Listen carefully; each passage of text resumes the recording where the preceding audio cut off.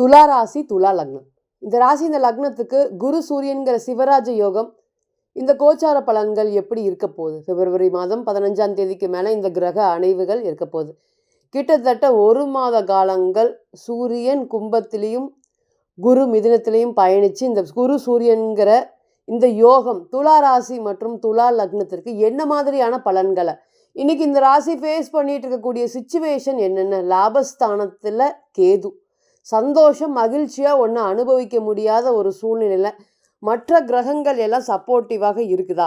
இன்னைக்கு இந்த ராசியோடைய நிலைமை என்ன நிச்சயமாக பார்க்கலாம். துலா ராசின்னு சொல்லும் போதே தராசு, சனி உச்சம், அங்கு சூரியன் நீசம், சுக்கிரன் மூலத்திரிகோணம் பலம் பெறக்கூடிய வீடு. இங்கே இருக்கக்கூடிய நட்சத்திரம் பாருங்கள், சித்திர நட்சத்திரமாக எடுத்துட்டாலும் என்ன, ராகு ஸ்டாராக எடுத்தாலும் சரி, இல்லை குரு ஸ்டாராக எடுத்தாலும் சரி, வாழ்க்கையில் போராட பிறந்தவங்க.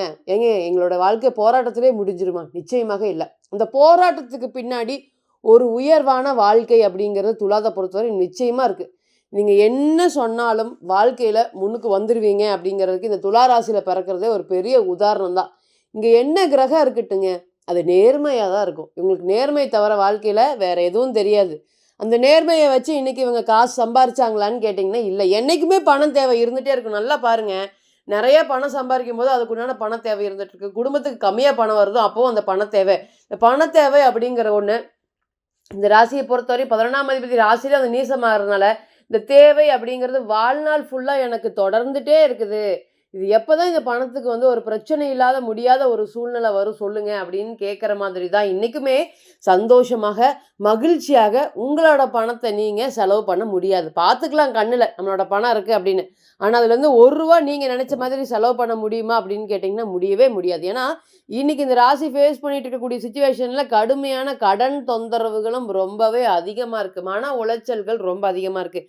எல்லாத்துக்கும் நீதி நேர்மை நியாயம் பேசுவீங்க. உங்களுடைய விஷயங்கள் இன்றைக்கி பல பேர் பேசும்படியான சூழ்நிலைகள் இருக்குது. குடும்ப ஒற்றுமை அப்படிங்கிறது இல்லவே இல்லை. அந்த குடும்பத்துக்காக அர்ப்பணித்த எவ்வளவோ நாட்கள் எவ்வளவோ பணம் இன்றைக்கி எதுவுமே பிரயோஜனம் இல்லையே, நீங்கள் நம்ம ஜீரோவோ ஆயிட்டமே. உழைப்புக்கு பெயர் போன ராசி, மற்றவங்க என்ன சொன்னாலும் தலையாட்டக்கூடிய ராசி. இந்த ராசியை பொறுத்தவரையும் நம்ம பொருத்தம் பார்க்கும் போதெல்லாம் சொல்லணுங்க, இந்த துலா ராசின்னு வந்துட்டாவே அதுக்கு ஒரு எக்ஸ்ட்ரா ஒரு ப்ரியாரிட்டி கொடுங்க. வாழ்க்கையில் 1000 கஷ்டப்பட்டாலும் திருமண வாழ்க்கையை அப்படியே தைரியமாக கொண்டு போயிடுவாங்க. இந்த ஃபெயிலியர் அப்படிங்கிறது கொண்டு போக விட மாட்டாங்க. கடைசி வரையும் போராடுவாங்க. தாய் உள்ளம் அதிகமாக இருக்கக்கூடிய ராசி, நேர்மையாக இருப்பாங்க. ஸோ ஒருபோதும் தவறான வழிக்கு போக மாட்டாங்க. தைரியமாக பொண்ணை கல்யாணம் பண்ணி கொடுக்கலாம், பையனை கல்யாணம் பண்ணி கொடுக்கலாம் அப்படின்னு சொல்லலாம்.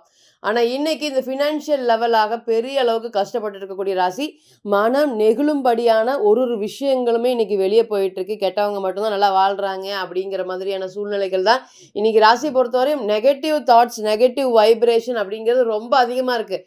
நீங்கள் என்ன பேசினாலுமே பார்த்திங்கன்னா இல்லை சரியாக ஆக போகுது நேரம் அப்படின்னு சொன்னால் கூட இன்றைக்கி இவங்க ஒத்துக்குவாங்களா அப்படின்னு கேட்டிங்கன்னா ஒத்துக்க மாட்டாங்க. ஏன்னா இன்றைக்கி ஃபேஸ் பண்ணிட்டு இருக்கக்கூடிய சுச்சுவேஷன், கிரக சேர்க்கை, கிரக அடைவுகள், காப்பாற்ற வேண்டிய யோக தெய்வமான சனீஸ்வர பகவான் ராசிக்கு 6ஆம் இடத்துல ஆகாதவர் குரு. இந்த ராசியை பொறுத்தவரையும் என்ன வேணால் சொல்லலாம், குரு இந்த ராசியை பொறுத்தவரையும் பார்க்கக்கூடாது.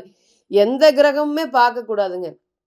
நம்ம 2021 ஒரு ஜாதகத்தை பார்த்தோம், அவங்க கிட்ட கிளியராக சொல்லியிருந்தோம், இந்த குரு இந்த ராசியை பார்க்குறாரு. அப்படி பார்க்கும்போது பல பிரச்சனைகளை தடைகளை கண்டிப்பாக தருவார்.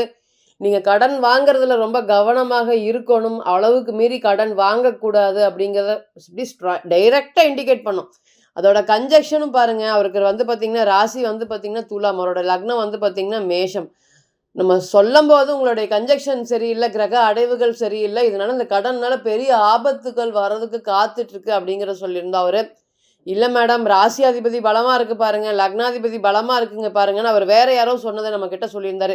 என்ன பலமாக இருந்தாலும் பிரசன்னம் அடுத்து தொடக்கூடிய கிரகம் நெகட்டிவாக இருக்கிறதுனால நிச்சயமாக கடன் ஏற்படும் அப்படின்னு சொல்லியிருந்தோம். கிட்டத்தட்ட இந்த வருடம் வரும்போது தான் உங்களுக்கு கடைசி சிக்கல் வரும் அப்படின்னு சொல்லியிருந்தோம். இன்றைக்கி ஃபோன் பண்ணி அவர் 2 நாளைக்கு ஒருக்கா நம்மக்கிட்ட பிரசன்னம் பார்க்குறாருங்க. இதிலிருந்து ஏதாவது வெளியே மீண்டு வர முடியுமா? அந்த கடன் சுமைகளை இன்றைக்கி அவர் ஒரே ஒரு வீடு வச்சுருக்காரு. அந்த இருக்கிற எல்லா கடனும் அந்த சொத்து மேலே, அந்த வீட்டு மேலே அப்படியே உட்காந்துக்குச்சு. இன்றைக்கி அந்த வீட்டை விட்டு வெளியேயும் போக முடியாமல், இந்த வீட்டு பேரில் கடன் வைக்கவும் முடியாமல், சுற்றி எல்லா இடத்துலையுமே கடனை வாங்கி வச்சு இன்றைக்கி கிட்டத்தட்ட அவங்க மகனோ மகளோ ஒர்க் பண்ண முடியாத அளவுக்கு பிரச்சனைகள் இன்றைக்கி அவருக்கு வந்திருக்கு. இன்றைக்கி கேட்குறாரு, எனக்கு தெரிஞ்சது நீங்க எல்லாம் சொன்னீங்க. பொதுவா வந்து நான் யார் சொல்றதையும் கேட்க மாட்டேன். நீங்க சொன்னீங்க நெறைய விஷயங்கள் வந்து பார்த்தீங்கன்னா, அதேபடியே நடந்தது. எனக்கு இந்த வீட்ட காப்பாத்த முடியுமா மேடம்? இது ஒண்ணு மட்டும் சொல்லுங்க அப்படின்னு சொல்லியிருந்தோம். இப்ப இந்த குறிப்பிட்ட காலம் வரையுமே அவருக்கு வந்து பார்க்கும்போது எல்லாமே நம்ம இண்டிகேட் பண்ணணும். இந்த 3 இயர்ஸ்ல ஒரு விஷயம் நடந்ததுக்கு அப்புறம் வந்து பார்த்தீங்கன்னா, அவரு இதைய வந்து இல்ல இது எங்கேயோ ராங்கா போகுதுன்னு 2022லயே உணர்ந்துட்டாரு. ஆனா அதுக்கு முன்னாடி வாங்கி வச்ச கடன அப்படியே வட்டி குட்டி போட்டு, குட்டி போட்டு புதுசு புதுசா தன்னுடைய தேவைக்காக கடன் வாங்கி வச்சு, இன்னைக்கு இந்த அளவுக்கு ஒரு சூழ்நிலையில கொண்டு வந்து விட்டுருக்காரு. இன்னுமே வந்து பார்த்தீங்கன்னா, அவருடைய கன்ஜக்ஷன் மேல இன்னுமே கிரகம் போகாம இருக்குது. போகாததுக்கு முன்னாடியே பயப்படுத்தும் நம்ம சொன்னோம். எது உங்களுக்கு அதிகமா பிடிக்குதோ, எந்த சொத்து அதிகமா பிடிக்குதோ, அந்த சொத்து கைவிட்டு போறதுக்கு காத்துட்டு இருக்கு. அது இவ்வளவு ரூ. 1,00,000 அப்படிங்கிறத ஸ்ட்ராங்கா சொன்னோம். சொல்லி இன்னைக்கு அதே மாதிரி அந்த அளவுக்கு இன்னைக்கு யார் கூடயா சேர்ந்து இந்த வீட்டு பேர்ல லோன் எடுக்கலாமா? இல்ல அந்த வீட்ட வித்தரலாமான்னு இன்னைக்கு தான் கடைசியா வந்திருக்காருங்க. இன்னுமே காம்பினேஷன் வந்து பார்த்தீங்கன்னா, இன்னொரு 7, 8 மாசத்துக்கு அவருக்கு தாங்கும். அந்த அளவுக்கு வந்து நெகட்டிவா இருக்கு. இப்பவே அவரால தாங்க முடியாம அடி. அப்ப எல்லா விஷயங்களும் ஒரு விஷயங்கள் வந்து பிறந்த கால ஜாதகத்துல நம்ம என்னதான் நம்ம இன்னைக்கு கோச்சாரத்த சொல்லும்போதே, இது நல்லா இருக்கு வீடு வாங்குங்க, இது நல்லா இருக்கு வாசல் வாங்குங்க, இது நல்லா இருக்கு தோட்டம் வாங்குங்க, இது நல்லா இருக்கு பிசினஸ் பண்ணுங்க அப்படின்னு சொல்லலாம். பிறந்த கால ஜாதகம்னு ஒண்ணு இருக்கு.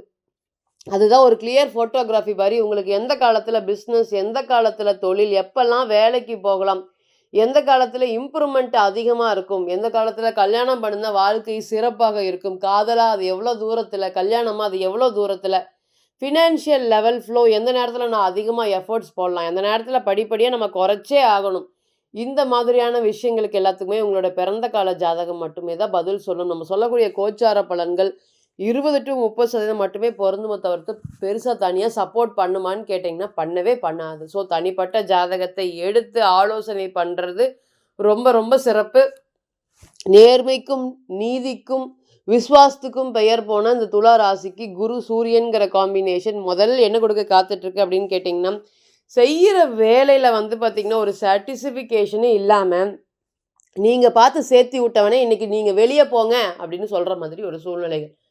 வேலை செய்ற இடத்துல துளியுமே வந்து ஒரு மதிப்பு, மரியாதை, கௌரவங்கிறது இல்லவே இல்லைங்க. அந்த குடும்பத்திலேயே இல்ல, வெளிய இல்லைங்கும்போது ரொம்ப கஷ்டப்படுறீங்க.